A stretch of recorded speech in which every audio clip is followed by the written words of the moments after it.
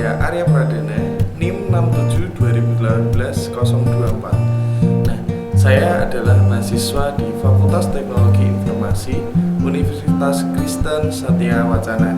Nah, di bicara kita hari ini tugas untuk memenuhi tugas akhir semester, yaitu untuk mata kuliah interaksi manusia, sosial, dan budaya.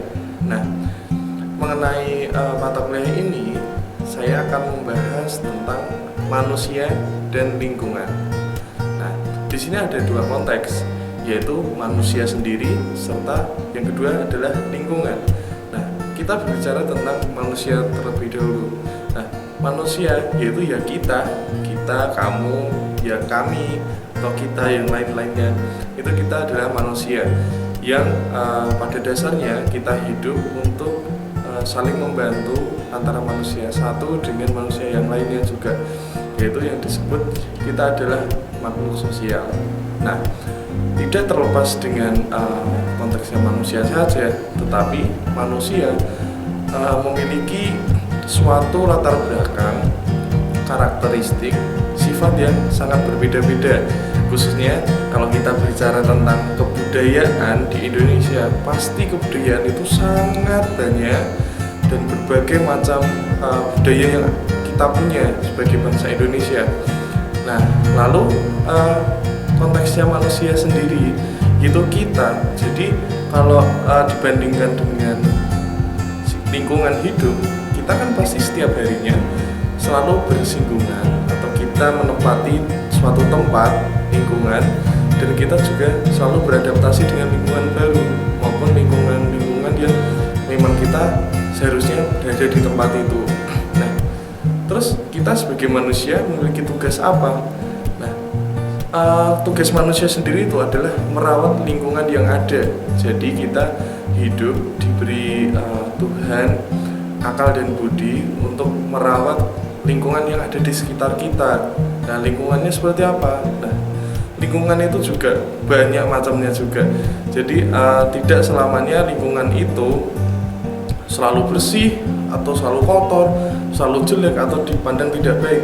Tapi tidak, justru kita sebagai pribadi, sebagai manusia itu wajib untuk membudidayakan suatu lingkungan, membersihkan lingkungan yang ada supaya bagaimana kita bisa hidup dengan nyaman dengan lingkungan yang kita tempati. Nah, berbicara tentang kebudayaan sendiri, di Indonesia memiliki banyak sekali suku, bahasa, dan budaya yang kita miliki.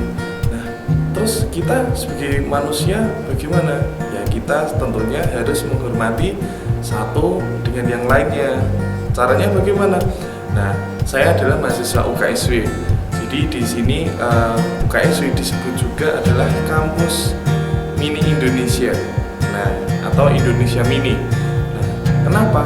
Karena di universitas ini itu banyak sekali dari teman-teman kita yang ada di luar pulau, luar provinsi, maupun yang ada di sekitar kita.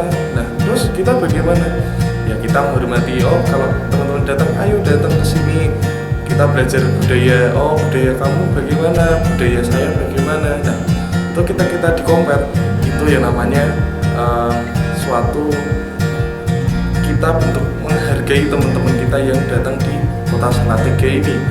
Nah, terkadang juga manusia itu merasa acuh gitu loh. Nah, bagaimana acuhnya?